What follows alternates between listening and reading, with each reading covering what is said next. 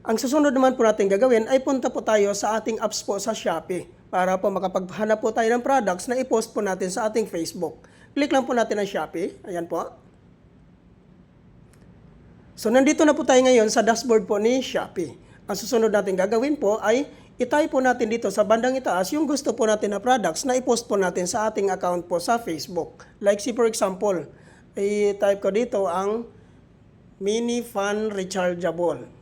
Ayan po, no? So, dito sa baba, makikita po kagad natin ang mini fan rechargeable po. Click po natin. So, ito po yung mga mini fan rechargeable po, no? So, ito po kasi ang pinaka-best seller po dito ni Shopee po, no? So, ang gagawin po natin dito, mamili po tayo kung saan po dyan ang ipopost po natin dito sa ating Facebook account.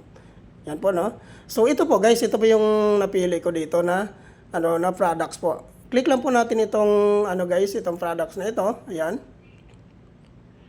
So dito po, makikita natin dito sa products natin, sa bandang itaas po itong arrow. So yan po ang i-click natin para po makakuha po tayo ng link dito. Yan.